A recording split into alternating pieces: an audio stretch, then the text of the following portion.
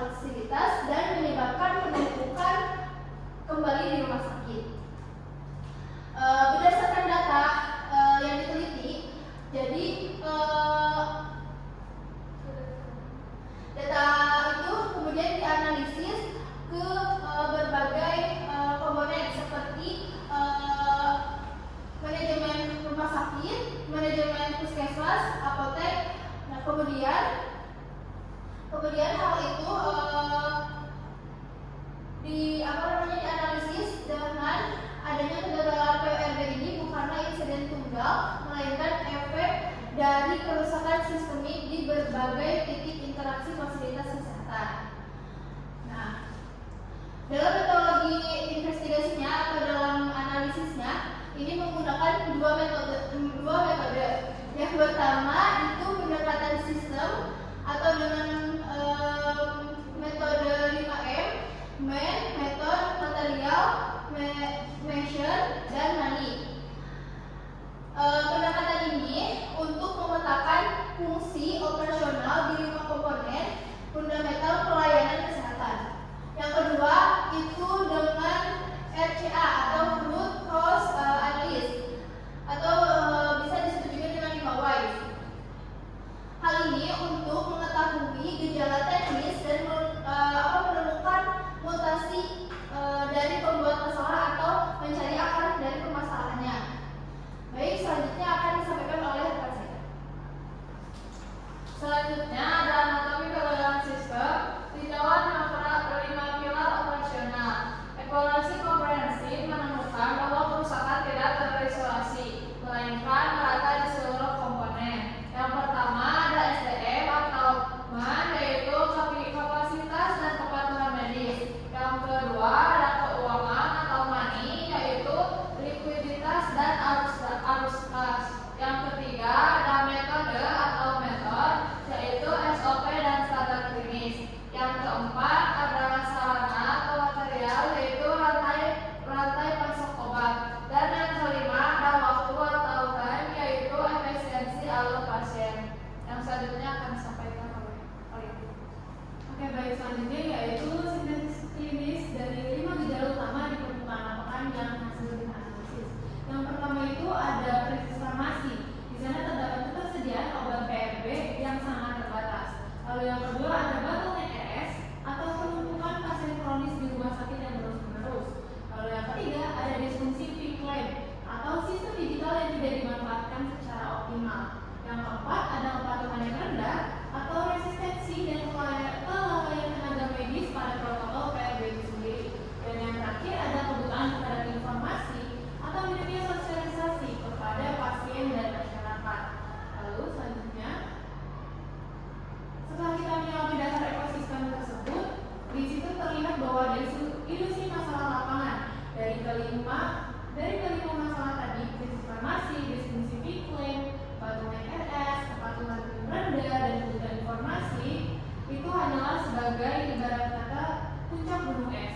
Tapi setelah kita menganalisis dengan metode RCA dan 5Whys drill down, kita membedah lapisan teknis dan menemukan bahwa kegagalan sesungguhnya tidak terjadi di apotek dan ruang periksa, melainkan di dalam ruang rapat manajemen itu sendiri. Selanjutnya yaitu akan disampaikan rekan saya. Terima kasih. Yang selanjutnya itu ada 4 kegagalan PRB, yaitu the root causes. Yang pertama yaitu ketiadaan SDM struktural, yaitu tidak ada sumber daya manusia yang ditunjuk khusus untuk memiliki, mengelola, dan mengawal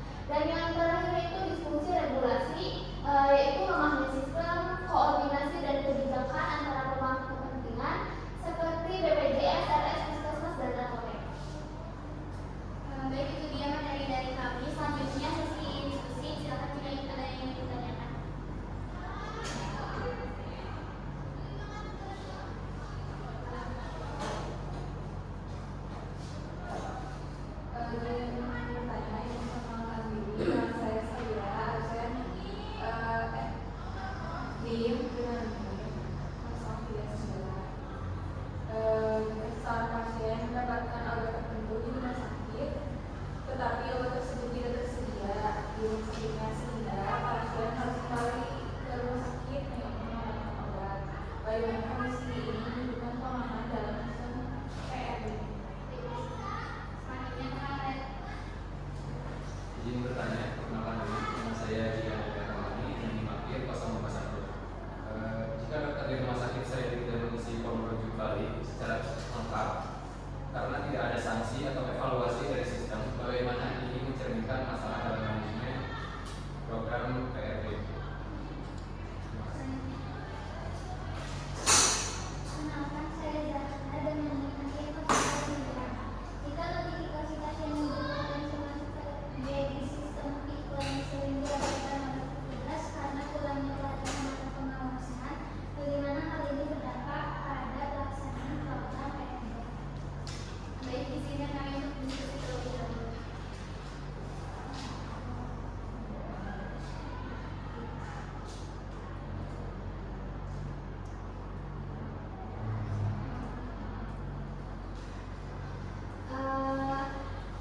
Saya akan menjawab pertanyaan yang dari Sabila. Pertanyaannya itu, jika seorang pasien mendapatkan obat tertentu di rumah sakit, tetapi obat tersebut tidak tersedia di puskesmas, sehingga pasien harus kembali ke rumah sakit hanya untuk mendapatkan obat, bagaimana kondisi menunjukkan kelemahan dalam sistem PRD? Jawabannya yaitu kondisi ini menunjukkan adanya ketidaksinkronan antara fasilitas kesehatan tingkat lanjut dan tingkat pertama. Terutama dalam hal ketersediaan obat, hal tersebut menandakan bahwa sistem PRB belum terintegrasi dengan baik. Dampaknya alurnya pelayanan menjadi tidak efisien, pasien dirugikan karena harus bolak-balik, dan tujuan PRB untuk mempermudah akses pelayanan tidak tercapai. Ini juga menunjukkan perlunya penyamaan daftar obat dan perbaikan sistem distribusi. Apakah cukup? Izin menjawab pertanyaan yang tidak. Jika dokter di rumah sakit sering tidak mengisi formulir rujuk balik secara lengkap karena tidak ada sanksi atau evaluasi dari sistem, bagaimana hal ini mencerminkan masalah dalam manajemen program PRB?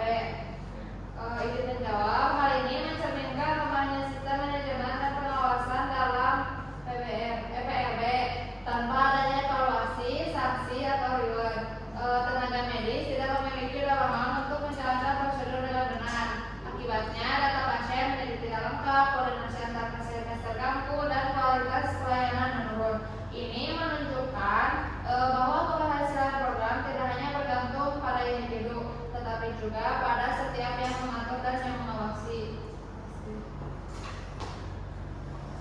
Baik. Pertanyaan terakhir itu, jika notifikasi pasien yang berpotensi masuk PRB di sistem Piklan sering diabaikan oleh petugas karena kurangnya pelatihan atau pengawasan, bagaimana hal ini berdampak pada pelaksanaan program PRB itu? Jawabannya terkait dengan pengawasan notifikasi menunjukkan bahwa sistem teknologi yang sudah tersedia itu tidak dimanfaatkan secara optimal.